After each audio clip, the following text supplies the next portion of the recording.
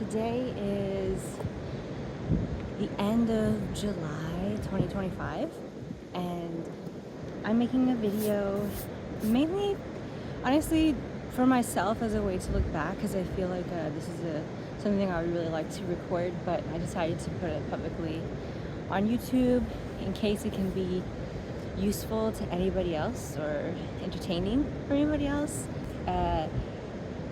I am going to do a series of these videos while I read Leo Tolstoy's War and Peace. I just feel like this is such an epic book, and I really would like to have recorded my thoughts on it and my ideas on it now while I read it, and hopefully it's something I could look back on, so when I read it again I could learn from it, from what I thought of as a younger Angela. But anyways, this video specifically, I'm going to be talking about what I did to prepare before reading the book, and then I will do segmented videos based off of the volumes and the sections of the book, where I talk more into detail with spoilers about the book. This won't have any spoilers because I'm not going to talk about the plot. I'm going to be talking about, in general, what I did before starting War and Peace and what I would give as advice to other people before reading this book, because I tried reading it 3 other times before this and I was incapable of finishing it, and so I hope this can be useful to you. So whenever you start reading War and Peace, it's not always like a walk in the park. Obviously, it's humongous. It was written in 19th century. It was written in Russian, and so I'm speaking to you in English, and that's my native language, and so I'm reading a translation, and I'm reading it in the 21st century.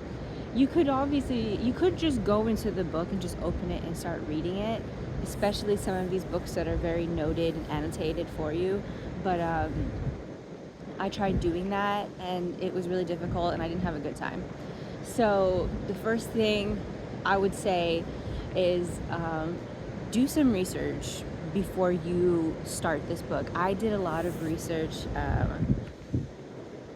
now this time around, not the first 3 times, but this time around I did a lot of research about, in general, just how to read a 19th century Russian literature book, because it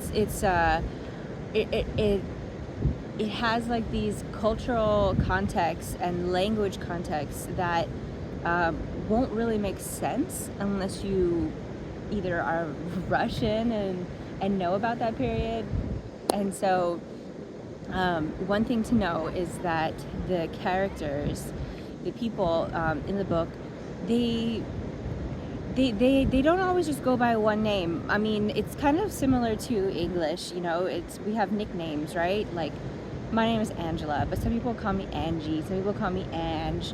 My son, his name is Leonardo. Usually I call him Leo, but when I'm upset and I need to explain something and I'm being very more authoritative, I use Leonardo, right? And they do similar things in Russian, and so you have these characters like Dmitri, but then there'll be other characters that call him Mitka, or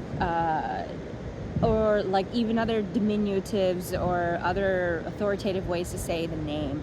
And so it really depends on who is talking to that person and how the conversation is going.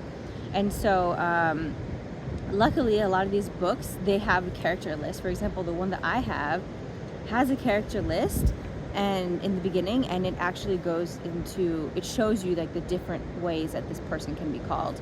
And so that can be something to get used to. Now that I've read Anna Karenina by Leo Tolstoy, and I've read The Idiot, and I've read The Brothers Karamazov by Fyodor Dostoevsky, it's more easier for me to understand this now. But the first time I ever read a Russian literature that was from this time, I got very confused about that. And so just kind of like understand that. Also, just Russian history in general. It will make your reading experience way more colorful and reaping more of the benefits if you know a bit about Russian history, and so do some research. I did some research about Peter the Great, and then a little. I don't know much about his wife, but I do know that Catherine was came after him, and then you get into like some of the Tsars. I don't know how you pronounce that, Tsar, and just knowing like a bit about that, like where did Russia come from? How did they get to where they were, right? Like Peter the Great really made he really pushed the Russian people in a direction, like more European direction, and he was the one who created Petersburg, now St. Petersburg, and to know why he did that and what happened and how the Russian culture changed so much with him, and became more Europeanized, and then what happened, after that with some of the other Tsars, and then eventually with serfdom, right? When serfdom became abolished. And so serfdom is something important to know in these books, because it's kind of like similar to slavery, but it's not the same. It's indentured servitude. And what it was is, they had these like peasants or these people who were serfs, and what they were is that they were bound to the land. They had to work the land, and so you have those kinds of people and those kinds of situations in these books, and so know a bit about serfdom, know a bit about Russian history. And then one of the things too is in this book you'll notice there's a lot of French, and even if you don't speak French and you get a book in English or any language, they will usually keep the French in French, because Leo Tolstoy specifically did that, because back in that time period in the 19th century in Russia, and in a lot of places around the Western world, being able to speak French was a sign of class and a sign of your upper upbringing. And so you'll see that in this book, whenever they're talking with aristocrats who are in this higher ranking of society, that they will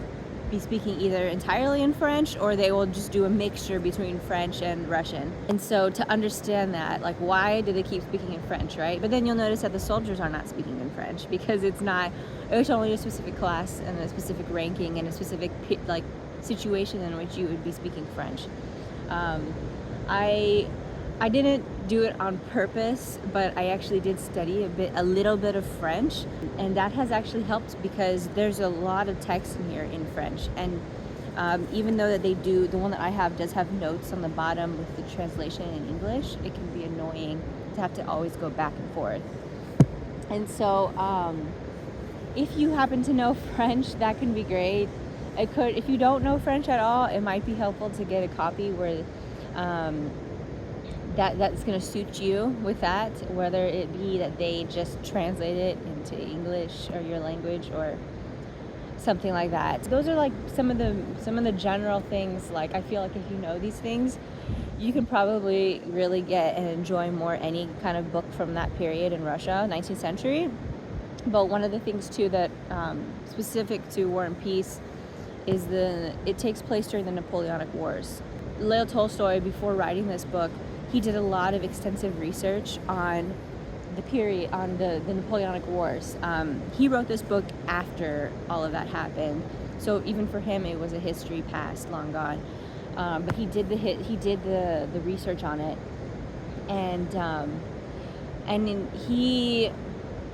I feel like it's very important to know about them, because when he talks about the things that happened in the Napoleonic War, there are actual real events, and they did actually really happen. Obviously the characters and the conversations and those are all fictional, but the actual battles, the actual characters within the battle, like you have Napoleon Bonaparte, who is actually in the novel.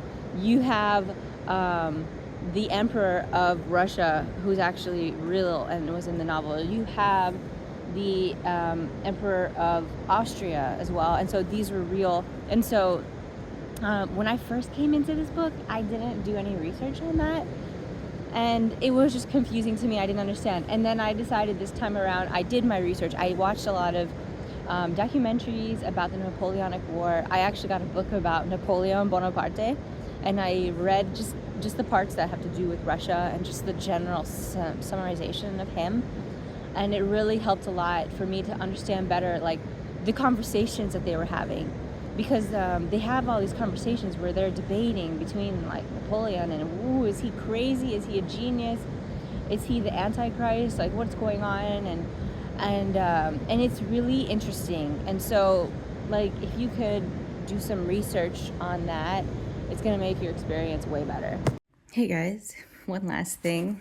I want to show you the copy that I have in case you're interested. So this is a hardcover. Here you can see who the publisher is, and it was quite an expensive hardcover. Honestly, I bought it on Amazon, and new. And I probably spent like, I think maybe like $50 at the time. And so I specifically got this one because of the translators. My 19th century Russian literature books, I get the same translators. This way I have a constant. I have something that is always the same throughout all of them. And so before I did my research, and I like these this couple here that do it. If you're reading it in English, you have actually multiple options. There are multiple translators who have translated Tolstoy and Dostoevsky, if you're interested. And so kind of do your research on that. It could really make or break your experience, because some of them you're going to have a more classical, more direct translation to the from the Russian, and then you have some that are more modern, and so maybe figure out who you like before you end up buying a book. I restarted reading it, so these are my tabs for my annotations, but these other ones here are for everything that the book offers. So let me show you. Okay, so we have our regular table of contents, right? Here you have an introduction, and I did not read the introduction because they usually have spoilers and stuff. I'm pretty sure this is by the translators. Yes, it is by one of the translators.